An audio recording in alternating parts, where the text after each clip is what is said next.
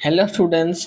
तो आज आम +3 fourth semester history honours major paper 9 बा कोर पेपर 9 आज आम यूनिट 4 क्वेश्चन आंसर डिस्कस करबा अकॉर्डिंग योर एनईपी सिलेबस अनुसार मु ऑलरेडी मेजर पेपर 8 क्लास गुडिक कंप्लीट कर देछि। यूनिट 1 2 3 4 तार प्लेलिस्ट मोर डिस्क्रिप्शन रे लिंक अछि, तो सेठी क्लिक करके मेजर पेपर 8 क्लास गुडिक अटेंड कर।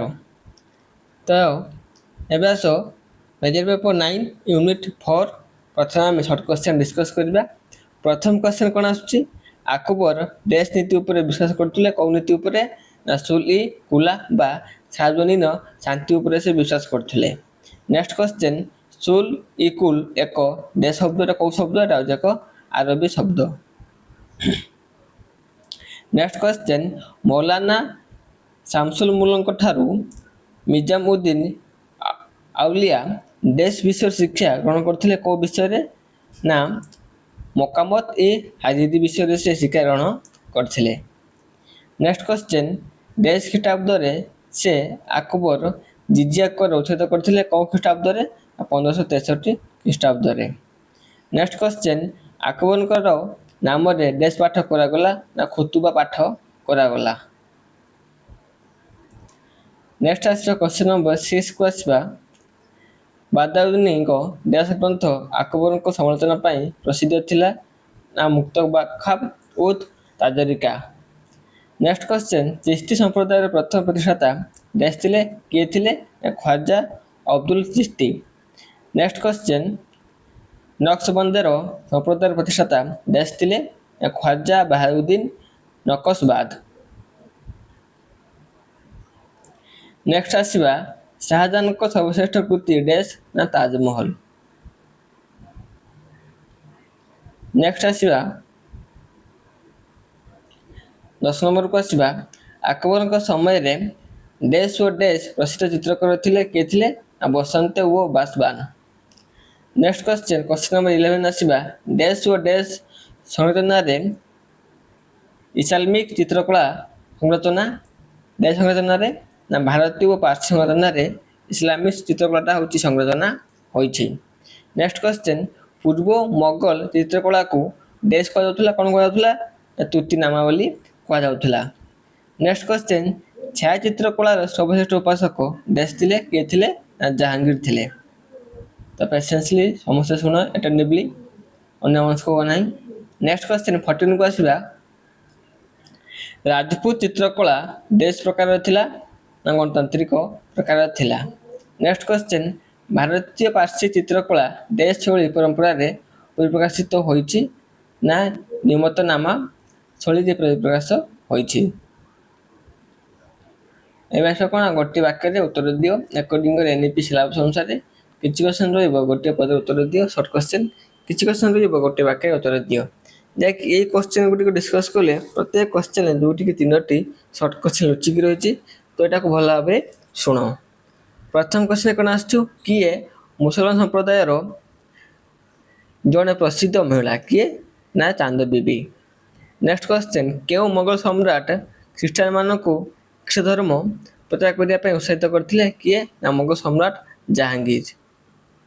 नेक्स्ट क्वेश्चन, रामचरित मानस रो लेखक किए ना तुलसीदास।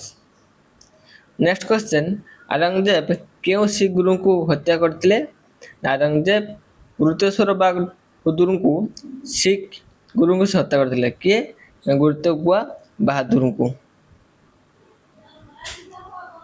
नेक्स्ट आसे 5 नंबर 1510 बेलू केउ यूरोपीय माने गोवा रे प्रभावशाली होइथिले पोर्तुगीज माने। नेक्स्ट क्वेश्चन, अकबर केबे दीन इलाही धर्म प्रतिष्ठा करथिले 1582 ख्रीष्टाब्द रे। नेक्स्ट क्वेश्चन, सुली कुलार अर्थ कोन समस्त ठारू शांति विभाजित हेउ। नेक्स्ट क्वेश्चन, संबलर जुमा मस्जिद निर्माता किए ना बाबर।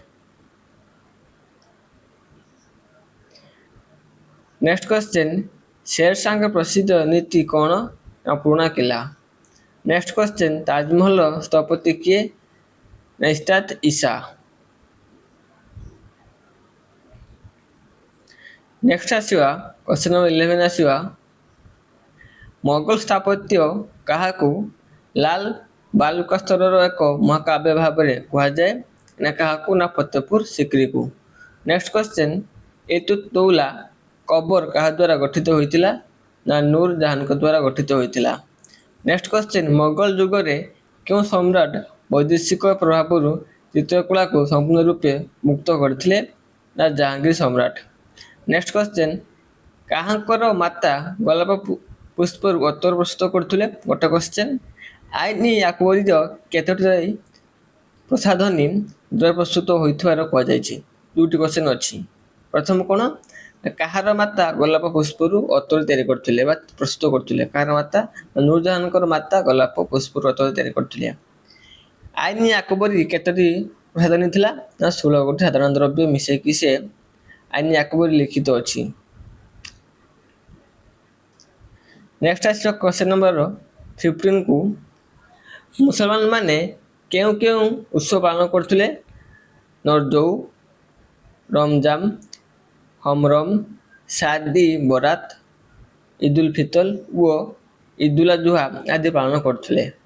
ନେକ୍ସଟ କ୍ୱେଶ୍ଚନ କାହାକୁ ଗୌରାଙ୍ଗ ମହାପ୍ରଭୁ ରୂପେ ପୂଜା କରାଯାଏ। ଗୋଟେ କ୍ୱେଶ୍ଚନ ଏବଂ ଭକ୍ତାନନରେ କେଉଁ ଧର୍ମର ସେ ପ୍ରବକ୍ତା ଥିଲେ। ଦ୍ୱିତୀୟ କ୍ୱେଶ୍ଚନ ତୁଳସୀ କେଉଁ ଠାକୁରଙ୍କୁ ପୂଜା କରୁଥିଲେ।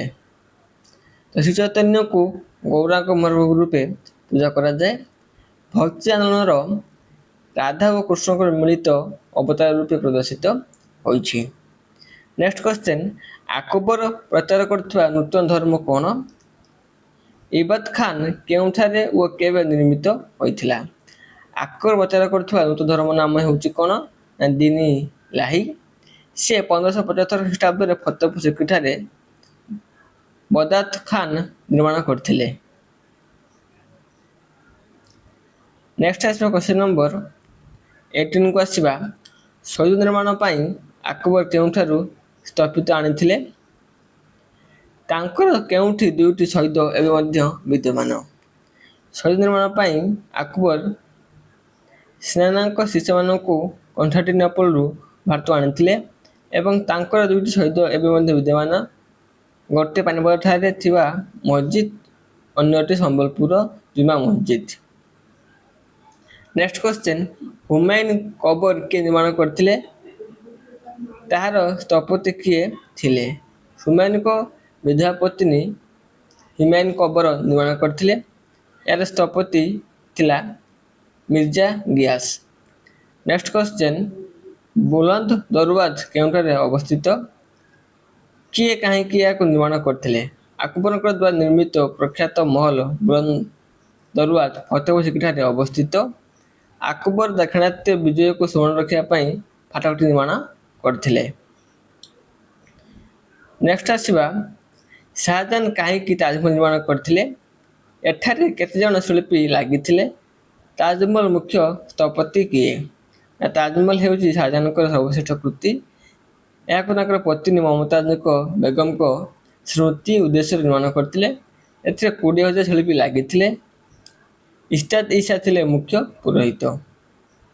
ନେକ୍ସଟ ଆସିବା କ'ଣ ନା ଦୁମେରିଆ କ୍ୱେଶ୍ଚନକୁ ଆସିବା। ଦୁମେରିଆ କ୍ୱେଶ୍ଚନକୁ ମୁଁ ଡିସ୍କସ୍ କରୁନାହିଁ। ଡିସ୍କସ୍ କଲେ ଅଧିକ ଟାଇମ୍ ଯିବ। ଧୀରେ ଧୀରେ ସ୍କୋର କରି ଯାଉଛୁ। ଭିଡ଼ିଓଟିକୁ ଷ୍ଟପ୍ କରି ପଢ଼ିନିଅ କିମ୍ବା ସ୍କ୍ରିନଶଟ୍ ନେଇପାର। ସୁଫି ତତ୍ତ୍ୱର ଭୂମିକା କ'ଣ। ଏସବୁ 2 ମାର୍କିଆ କ୍ୱେଶ୍ଚନ। ସୁଫିବାଦ କିପରି ଆକବରଙ୍କୁ ପ୍ରଭାବିତ କରିଥିଲା। ତ ସବୁ ଷ୍ଟପ୍ କରି ଭିଡ଼ିଓଟିକୁ ପଢ଼ିନିଅ କିମ୍ବା ସ୍କ୍ରିନଶଟ୍ ଗୁଡ଼ିକ ନେଇପାର। ମୋଗଲ କଳା ଓ ସ୍ଥାପତ୍ୟ ବିଷୟରେ ଏକ ଟିପ୍ପଣୀ ପ୍ରଦାନ କର।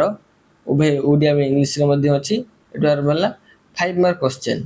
ଆକବରଙ୍କର ଧର୍ମ ସଂହିତା ନୀତି ଓ ସୁଲହ ଇ କୁଲା ମୂଳ ଭିତ୍ତି ଓ ତାହାର ମହତ୍ତ୍ୱ ବିଷୟରେ ବିବେଚନା କର। ମୋ ଡିସ୍କ୍ରିପ୍ସନରେ ମଧ୍ୟ ଟେଲିଗ୍ରାମ ଗ୍ରୁପର ଲିଙ୍କ ଅଛି। ସେଠି କ୍ଲିକ୍ କରି ଗ୍ରୁପରେ ଆଡ୍ ହୁଅ। ମୁଁ 2-3 ଘଣ୍ଟା ଭିତରେ କ୍ଲାସର PDF ଦେଇଦେବି। ସେଠି ଯାଇ ସମସ୍ତେ କ୍ଲାସ ଜଏନ୍ କର ଟେଲିଗ୍ରାମ ଗ୍ରୁପରେ। ଆଉ ସମସ୍ତେ ଗୋଟେ ଗୋଟେ କମେଣ୍ଟ କର କେଉଁ ଡିଷ୍ଟ୍ରିକ୍ଟ ପିଲା କ୍ଲାସଟି କେମିତି ଲାଗିଲା ସେ ବାବଦରେ ଗୋଟେ ଗୋଟେ କମେଣ୍ଟ କର। Thank you all.